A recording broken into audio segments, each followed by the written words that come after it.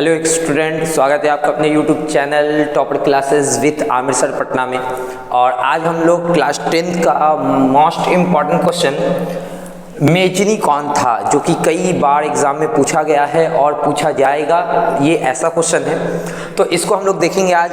बहुत ही महत्वपूर्ण important question है ये कि मेजनी कौन था। तो मेजनी के बारे में हम लोग जो भी स्टूडेंट कुछ भी नहीं जानते तो इस चीज़ को जानना है। अभी हम लोग यूरोप का इतिहास हम लोग पढ़ रहे हैं, वहाँ अभी हम लोग यूरोप में हैं, तो वहाँ पे एक जगह है इटली।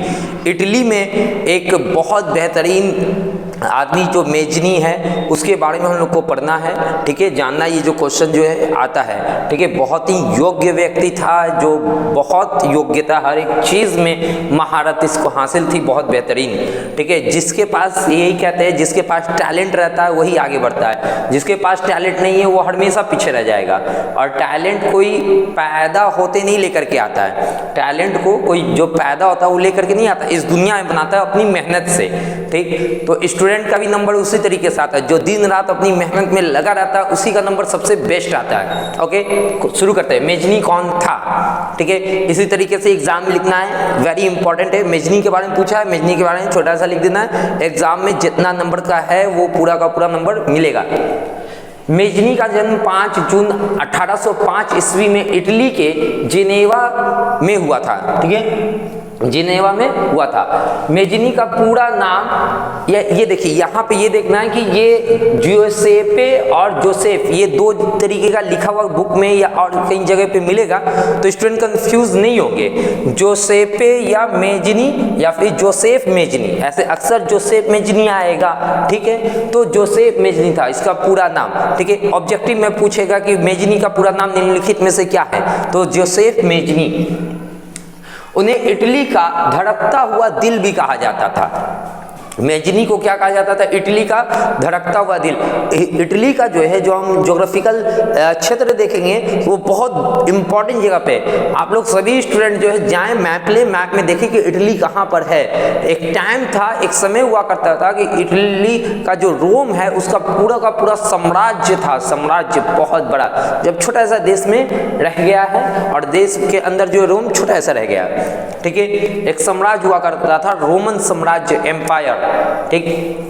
तो मेजनी को इटली का क्या कहा जाता था? धड़कता हुआ दिल कहा जाता था। मेजनी एक क्रांतिकारी, साहित्यकार, राजनेता, पत्रकार और एकीकरण का कार्य करता था, ठीक है। ये सारे गुण, क्वालिटी सिर्फ एक व्यक्ति में भरे हुए थे, ठीक। वो कौन है? मेजनी, ठीक है। जाहिर सी बात है, जब इतनी ज्यादा क्वालिटी किस में भरा हुआ रहेगा तो वो जो है क्या होगा?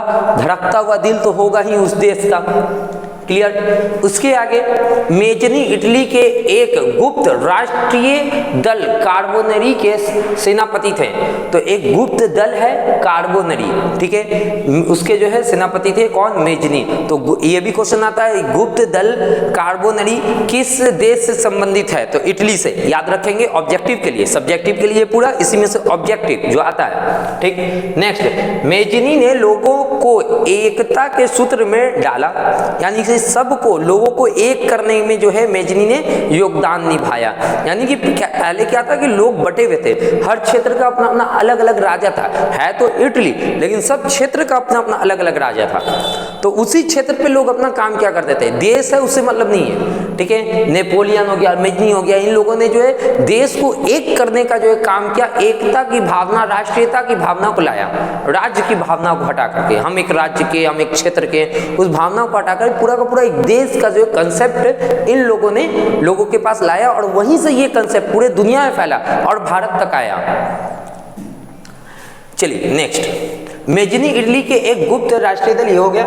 मेजनी ने लोगों को एक, ये भी हो गया। उन्होंने ऑस्ट्रिया जो है वो यूरोप में एक देश है, ऑस्ट्रेलिया अलग है, वो महादेश है, ठीक है, और ऑस्ट्रिया वो यूरोप में है, वो एक देश है। ऑस्ट्रिया के प्रभाव से इटली को आज़ाद कराने की कोशिश की।